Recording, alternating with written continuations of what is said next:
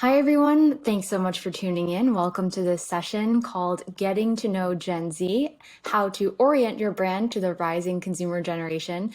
My name is Anjali Lai. I'm a senior analyst at Forrester on our CMO team, and I lead our consumer research, and I study how consumer behavior and decision-making are changing and what it means for the future of brands.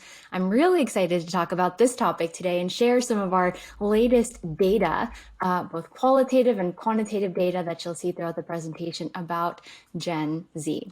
So let's start by understanding who is Gen Z. What are we even talking about when we mention this generation? Specifically, I'm talking about individuals who were born between 1997 and 2012. So according to data from the US Census Bureau, millennials are the consumers who were born between 1981 to 1996. They made up the largest population group in the US last year in 2021. They were followed by baby boomers, roughly 1946 to 64, and then followed by Gen Z. Gen Z makes up around 20% of the US population, or that equates to about 70 million tweens, teens, and young adults who are currently around age 10 to 25. Until 2019, the boomers were the largest generation, and they were taken over by millennials last year, and Gen Z is now on their heels. So this is not just the rising generation, but it's increasingly making up the US consumer share. By children on this chart, I'm referring to people born after 2012, or those individuals who are being currently referred to as the Generation Alpha. So why are we focusing on Gen Z? Not only are they growing in terms of the proportion of the US population, but they're also growing in terms of spending power. Pre-pandemic calculations have shown that the Gen Z consumer cohort has a spending power of about $143 billion. And post-pandemic research is showing that in some cases, these Gen Zers are bouncing back to higher spend levels faster than their older counterparts, likely because they still have support from parents and families. But in the big picture, millennial spending is on an upswing, and Gen Z consumers are still sort of aging into their own direct spending power and will become increasingly powerful as a consumer force through this decade. So when we're talking about Gen Z, what else defines this group? What are sort of the characteristics that make this cohort distinct? What's interesting to think about is that Gen Z is growing up in essentially the aftermath of the Iraq War and 9/11. They are coming of age in the financial crisis, in an environment of extreme political polarization, and in the global pandemic. This means that for the ones that are entering higher education or that are on the cusp of the workforce, there are unique social influences at play. For example, these consumers are not yet property owners like millennials, but they are sort of finding their place, establishing their position, especially in the digital world. Relative to some of the other consumers in other generational groups, they are driven to find jobs with a purpose. They're taking their time to look for a job that aligns with their values. And this spills over into their preferences and attitudes that we see as consumers as well. Gen Z, of course, is the digital native generation, is also technologically immersed, and they're growing up in a world where they don't remember what it's like to not have an identity online or not be naturally sort of sharing data online. Because of the conditions in which they're growing up, because of their upbringing, because of their unique values that are coming into display now, we know that Gen Z are highly aware of social issues. They are highly moved by social, environmental, political movements. They also happen to be likely the highest educated generation and the most diverse, racially, ethnically, and otherwise. So this generation is really sort of looking different when we talk about values and talk about demographics, but also when it comes to some of their behaviors and how they communicate and how they expect to interact with brands. Growing up immersed in technology while also being alerted to the risks of weak data privacy and the limitations of digital relations and the tension between sort of trying to fulfill social connections and also living in this very immersive virtual world means that they are communicating differently than all other generations. They tend to be sort of casual in their communication. They tend to opt for privacy, not necessarily in the sense of data protection, but through private messaging apps. They look for intimacy through the digital space, and they tend to be highly visual and sensory in the communication that they consume. So this is a sort of brief outline of Gen Z. And now that we know what's important to them, we've kind of sketched this overview of the qualities and values that make them distinct from other generations. Let's talk about how they shop and understand what they look for in brands. So I'll give you the core sort of motivating factors for this consumer group. And then I'll talk about some of the brand examples, especially coming from the world of small business, that sort of illustrate these values in play.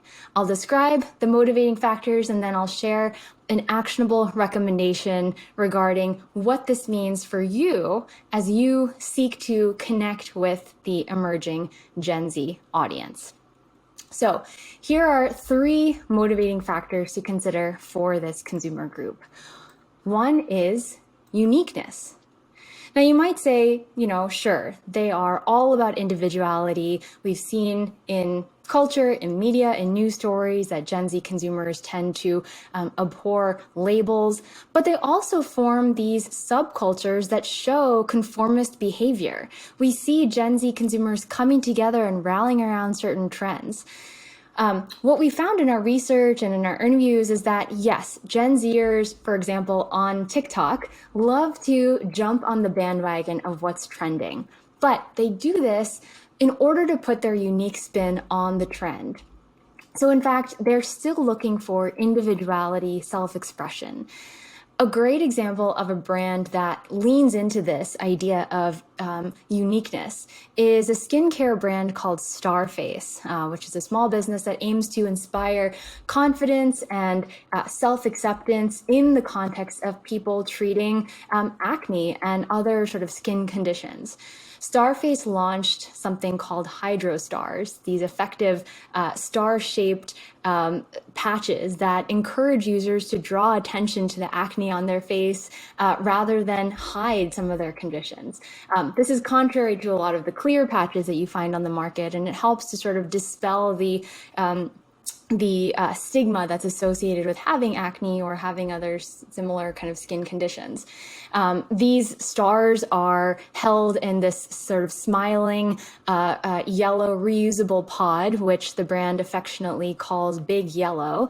And this has come to be sort of an animated personification of the patches and a voice for the brand to connect directly with its consumers.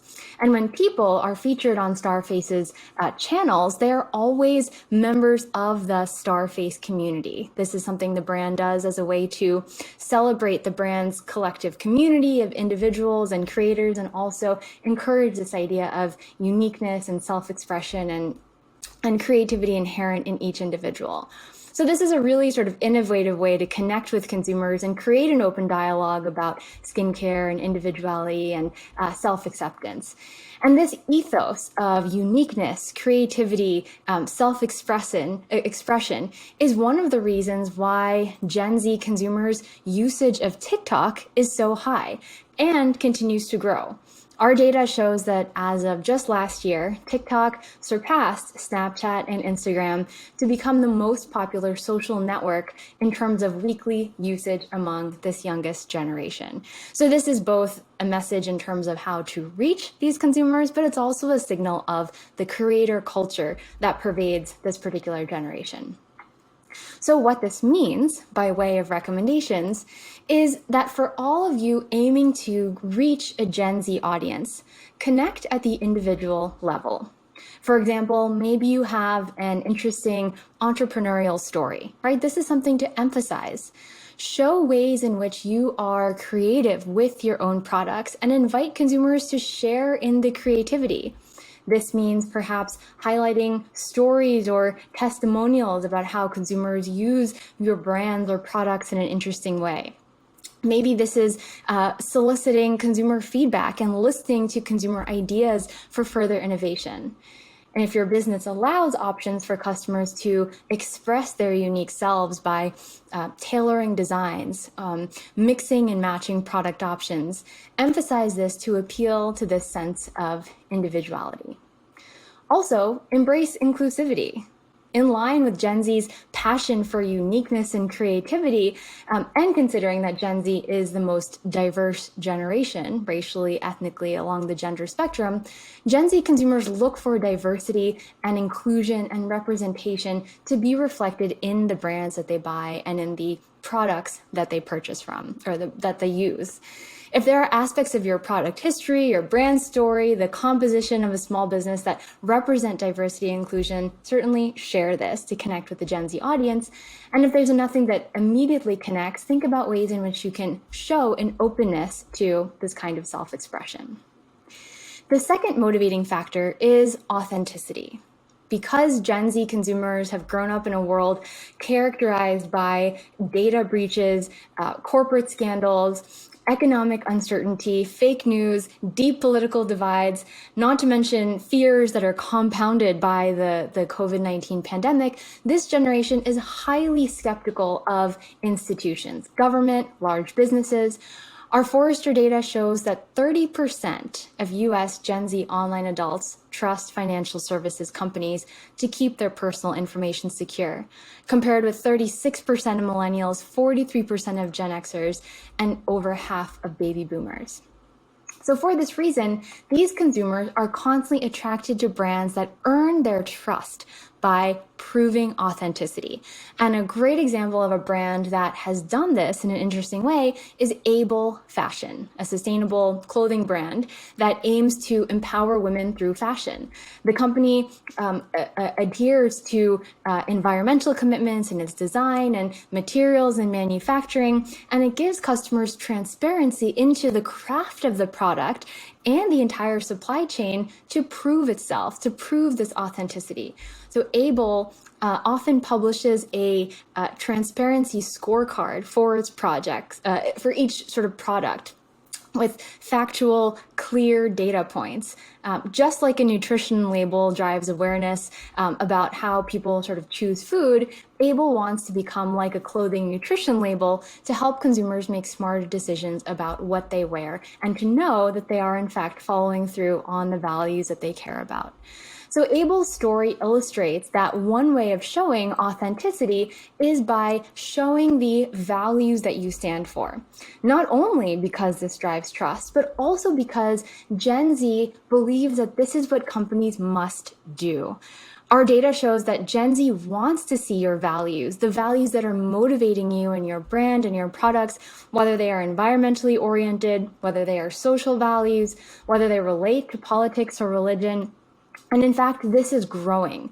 The percentage of online youth that we surveyed who believe that their actions can create social change rose from 44% a few years ago to 50%, close to half in 2020.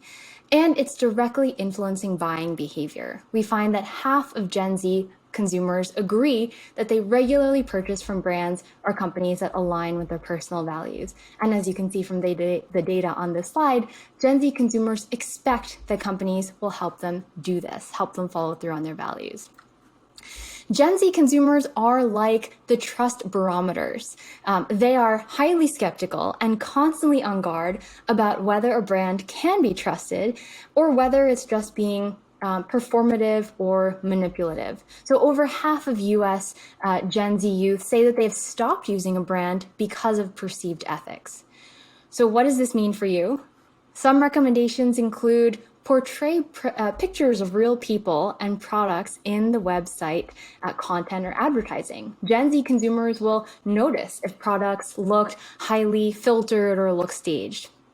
Be clear about the values that your brand stands for and show those values to connect with consumers. And then finally, own up to mistakes to show accountability and honesty and to build trust. We found that when brands make a perceived mistake, consumers are more likely to forgive the brand if the brand is transparent about what happened and shows an interest in improving from that particular mistake.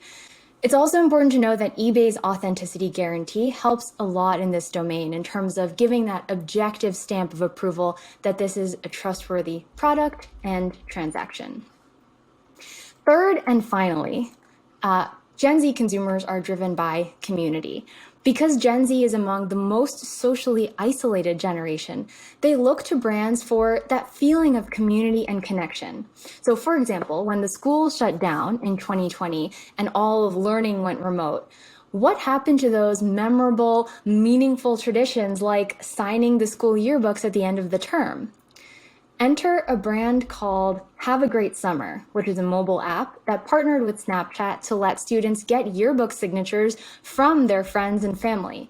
People could send customized messages and pictures and stickers, and then could get a hard copy of this personalized yearbook and opt to have all proceeds donated to relevant charities. So when I say community, I mean this very broadly. I mean this in the sense of the community of shoppers who buy similar products, the community of shoppers who maybe want to know more about, you, the eBay small businesses, the sellers, your stories and your products. This desire for creating a community around products and brands is reflected in how often young consumers invite their social circles into their buying experiences. Recommendations from other people have always ranked higher than any other form of advertising when it comes to purchase influence, and this is particularly true for Gen Z. So 47% of Gen Z consumers say they rely a lot on recommendations for friends and family when they make purchases. And this is reflected in one of the quotes from a Gen Z consumer. This is an individual we were talking to in our online community, qualitative research. She said that I look to my social network and ask for opinions about products and services before I buy them. I also ask if anyone has ordered from them before. This is one expression of Gen Z being motivated by community.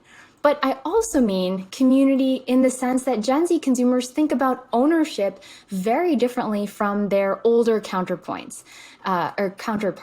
Gen Z consumers are much more open to, for example, refurbished products, secondhand products, or other sort of resale items. The data you see here is of the young Gen Z consumers that have purchased any of the following types of products in the past 3 months, either online or in the store, relative to the US average, which is indicated by the black line. So what you can see from this is that both online and in store, Gen Z consumers are much more likely to buy pre-owned. They're also more likely to engage in rent and return shopping models and other forms of the sharing economy or the circular economy. Gen Z and their millennial partners are most likely to have engaged in some sort of sharing service in the past 6 months. So this means consider using emotive language to show empathy for the shopper, to engender empathy. Think about how you can create an emotional sense of community or connection through your marketing language. Consider how omni-channel activities create consumer relationships. The blending of offline and online shopper experiences can create opportunities for your consumers to feel more emotionally attached to your product. They can feel like they're part of a community of fellow shoppers who use this product. And this could be about having some connection between people using the product. This can be a way of thinking about how you engage with consumers through different channels. And then finally, highlight the experiential element of the resale items. Help consumers sort of contribute to the well-being of local communities through their purchase of resale items. This obviously helps reduce waste. It turns the purchase into something that's not just about the quality of the product, but it also highlights the fact that your Gen Z shopper is contributing to something bigger than himself or herself. So, thanks very much for tuning in. I hope these insights have sparked some ideas and inspiration for you, or even raised interesting questions that can lead to further research into this fascinating Gen Z consumer cohort. Thanks so much, and have a great rest of the day.